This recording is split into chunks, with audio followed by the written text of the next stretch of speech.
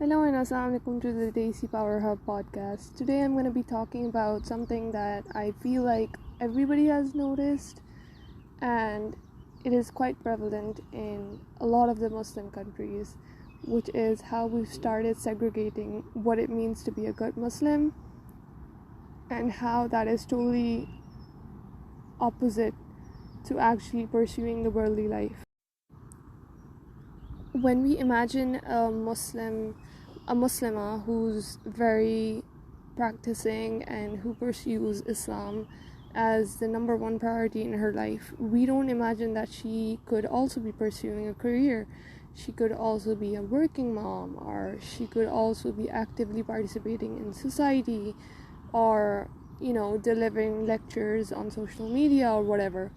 We imagine that she stays to herself, she doesn't do a lot that puts her out in front of people, and we imagine someone that I guess is totally different from the golden age of Islam, where many of the Muslim Ummah were pursuing amazing stuff. They were the ones who were making advances in science and culture and maths and every other advancement that we think of. They were the people who were contributing to that. But these days I feel like being a practicing Muslim and having that identity, people don't really connect both of them. It's either or. And that's pretty sad, because if Islam has all these inbuilt values and systems to boost productivity, then how come the Muslim Ummah is one of the most unproductive nations of the world today? So regarding this question, I will be summarizing / reading an excerpt from Muhammad Faris's book, The Productive Muslim, and he summarizes the work of contemporary Islamic thinker Dr. Ahmed Khairi al-Omari, and he argues that why do we have the highest illiteracy rates even in the world, even though we're the Ummah of Iqra? Why do we have the highest unemployment rates in the world, even though we're the Ummah of work? Why do we have the lowest number of Nobel Prize winners, even though we're the Ummah of Tafakkur, which is thoughtful pondering? And to begin answering this question, we need to acknowledge that the Muslim Ummah wasn't always like this, that we had a golden period. And around 900 years ago, we were the one giving the most industrious, productive, and important discoveries that revolutionized the world. We were the ones who were the most productive society and made the most revolution. And he summarizes 5 misconceptions that may be contributing to this dangerous mindset. The first one that he tackles is that we should neglect the dunya if it's a deen we want to pursue. So I feel like in a lot of conservative countries, and especially in Pakistan, you kind of hear that as a good Muslim, you need to stop running after the world and, let them have the dunya and we'll have the akhirah. I feel like that's one of the most common ones. But if that was the truth, then these people should have started that way from the beginning. Why did they bother being productive members of society? Why did they bother learning about the stars or how maths works or any of the other disciplines? Can you imagine if the early Muslims or the companions of the Prophet said, we're gonna let the non-Muslims have the dunya, we'll just have the akhirah? Do you think Islam would have ever reached its golden era? Do you think they would have even bothered? They could have just stayed in Makkah and been you know what, we don't need to put in that much effort, we are good as is, let's just leave it at that, and Allah Ta'ala will take care of the rest. But they didn't do that. They made an active effort. They made an active effort when they were persecuted in Makkah. They made an active effort when they moved to Medina. They made an active effort to start up businesses, to earn their keep, to be productive members of society, so that they had the funding to, further Islam or fund armies to protect themselves against the Quraysh and to do all these great things. But for all of that, they need to have that step. You can't just sit in your home and expect to have power or money to do stuff. Like, even running a charity organization, you can't do that by just, sitting by yourself and thinking, oh, I'm gonna let Allah Ta'ala handle all of this. There's a very powerful quote that I always remember, which is that Allah helps those who help themselves. And I feel like if as an ummah we're not really making the first steps to actually gain that power, gain that income, gain that halal business or halal startup or whatever, giving that to society, we're not really making an effort to be what we could have been.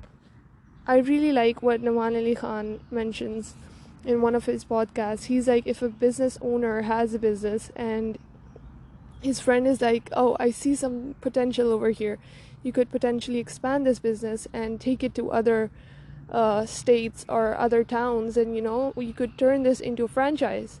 But he's like, you know what, I'm satisfied with what I have. I don't need to try to get more of this world. I'm gonna focus on my deen, and that's about it. But can you imagine if he did, right? He would have a franchise that's run by a Muslim person, that's run by Muslim values and principles. So it's an honest run business. It doesn't take bribes. It has a lot of power now because, it's a franchise, right? And it has power to influence people and politicians and thoughts.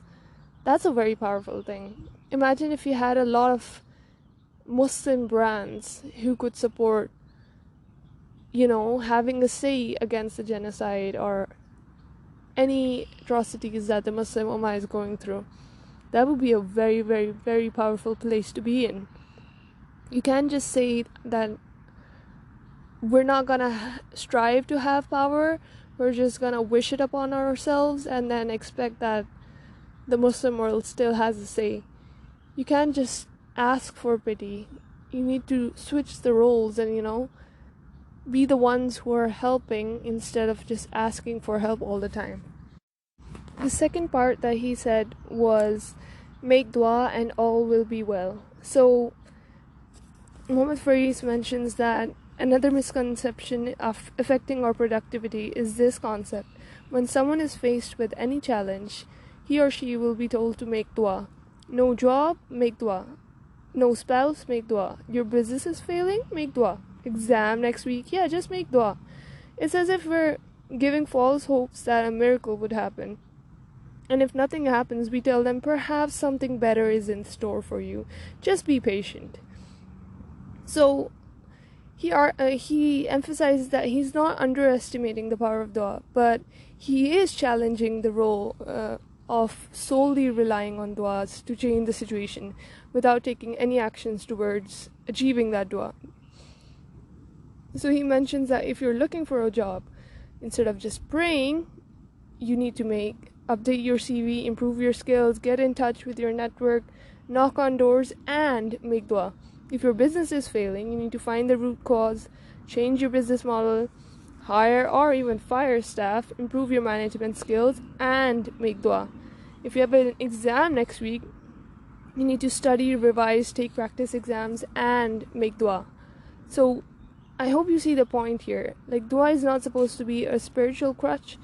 It does not replace hard work and productivity. It's a spiritual booster that helps bring fruition and results to the action that you take in your life. So this is basically how dua was understood by our Prophet and all the previous prophets of Allah Ta'ala who made dua after they exhausted all possible actions. He gives a few examples. For example, Prophet Nuh alayhi salam made dua after he tried calling his people for 950 years. That's a long time. We get tired by making an effort for a week or a month or even a year. Prophet Ibrahim alayhi salam made dua after taking his family to a barren land and after building the Kaaba. Prophet Musa alayhi salam made dua after escaping the Pharaoh. He didn't just stay there and be like, oh Allah, just help me. I'm going to stay here, I'm going to stay inside of the guards, but you can help me, right? He made the effort, he escaped the Pharaoh, and then he made dua to Allah to protect him. And Prophet Muhammad made dua before the Battle of Badr, after taking all the military decisions and precautions needed to secure victory over the army of Quraysh. So this is when the power of dua is at its prime. Not sitting at home, pitying yourself on how difficult life is and making dua hoping for a miracle. Miracles happen for those who work hard and make dua. So always be like the farmer whose role is to plow the earth, plant the seed, water the plants, and make dua that Allah sends forth beautiful rain and good weather for a good harvest. Don't be the farmer who sits in his porch praying for good rain when he hasn't even prepared the land for it. Do you understand how important it is to actually take the steps you need for the outcomes you desire? I feel like that's a very important reason that we often overlook. He also mentions a few other reasons, but I'll cover that in the second part of this episode because it's getting a bit lengthy. I hope you enjoyed this part though.